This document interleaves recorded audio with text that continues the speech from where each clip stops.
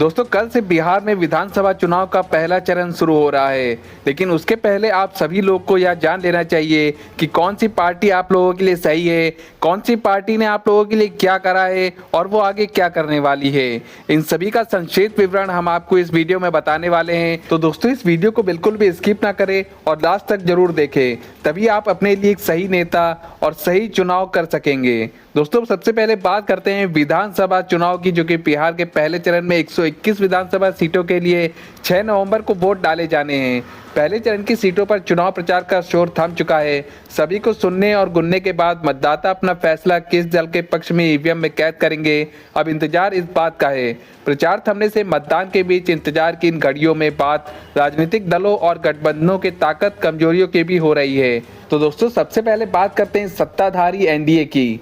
जंगल राज बनाम सुशासन, एनडीए का पूरा प्रचार जंगल राज के नैरेटिव पर रहा। एनडीए रणनीति इस चुनाव को 1990 से 2005 के बीच आरजेडी के 15 वर्षों के शासन बनाम नीतीश कुमार सरकार के सुशासन के बीच की लड़ाई बनाने की रही।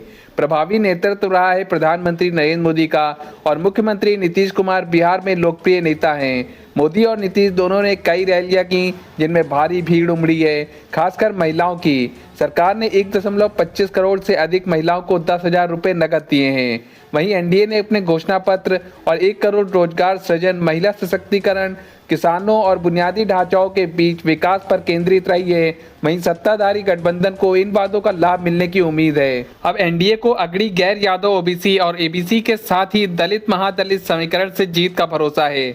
वहीं इनकी कमजोरियां बताती हैं कि मुख्यमंत्री नीतीश कुमार के स्वास्थ्य पर संशय एनडीए की संभावनाओं को प्रभावित कर सकता है। जीतन राम मांझी और उपेंद्र कुशवाहा जैसे छोटे गठबंधन सहयोगियों ने सीट बंटवारे के फॉर्मूले पर असंतोष व्यक्त किया है। वहीं रोजगार सृजन एनडीए सरकार के लिए चिंता का विषय बना हुआ है। राज्य के युवाओं के बीच बेरोजगारी और पलायन का मुद्दा बहुत तेजी से गूंज रहा है। वहीं इन्होंने अभी तक क्या हासिल करा है? 2020 के विधानसभा चुनाव के समय नीतीश कुमार के खिलाफ जैसी सत्ता विरोधी लहरें दिखाई दे रही थीं, इस बार वैसी लहरें नहीं दिखाई दे रही।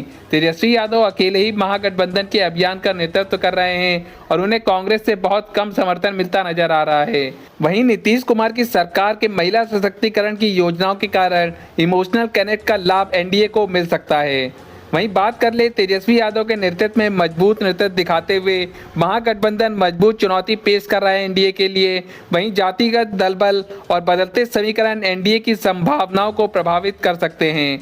खासकर अगर निषाद और वैश्य वोट महागठबंधन को मिलते हैं तो प्रशांत किशोर की जन स्वराज पार्टी एनडीए के वोटों में, खासकर प्रभावशाली जातियों के वोटों में सेंधमारी कर सकती है।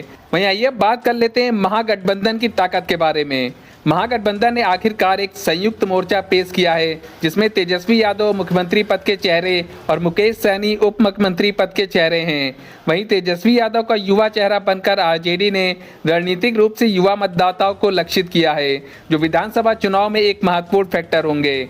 वहीं महागठबंधन बेरोजगारी, अपराध और शिक्षा को लेकर जनता के असंतोष का फायदा उठाने की कोशिश कर रहा है, जो उनके पक्ष में बड़ा काम कर सकता है। वहीं सीमांचल जैसे क्षेत्रों में महागठबंधन की मजबूत मौजूदगी है, जहां उन्होंने नए चेहरे उतारे हैं और मुस्लिम मतदाताओं को लुभाने के लिए आक्रामक रूप से काम कर रहे हैं। वहीं इनकी कमजोरियों की बात कर ले तो राहुल गांधी और तेजस्वी यादव के बीच प्रतिद्वंद्विता और सीट बंटवारे के विवाद की वजह से कांग्रेस और आरजेडी गठबंधन कमजोर पड़ चुका है। जब तेजस्वी को महागठबंधन का मुख्यमंत्री पद का चेहरा घोषित किया गया था, तब राहुल गांधी की अनुपस्थिति को लेकर भी सवाल उठे थे। वहीं महागठबंधन की सीट बंटवारे का समीकरण पूरी तरीके से स्पष्ट नहीं है, जिसमें भ्रम की स्थिति पैदा हो सकती है। कम से कम 10 सीटें ऐसी हैं जहां महागठबंधन के सहयोगी चुनाव में एक दूसरे के खिलाफ लड़ रहे हैं। वहीं 2020 में कांग्रेस का कमजोर प्रदर्शन और मजबूत नेतृत्व का अभाव गठबंधन की संभावनाओं को नुकसान पहुंचा सकता है।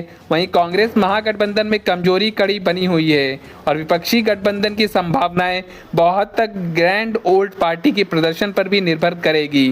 वहीं एनडीए के 20 साल की अपॉर्चुनिटी की बात कर ले तो एनडीए के 20 साल के शासन ने व्यापक असंतोष को जन्म दिया है, जिसका महागठबंधन फायदा उठा सकता है। यही इनके लिए एक अवसर है। बिहार में युवाओं की उच्च बेरोजगारी दर महागठबंधन को युवा मतदाताओं से जोड़ने का अवसर प्रदान करती हैं, जो कि इनके लिए एक अवसर का काम कर सकता है। वहीं इसमें खतरा ये है कि एनडीए का पूरा प्रचार पक्ष में एक प्रबल लहर है।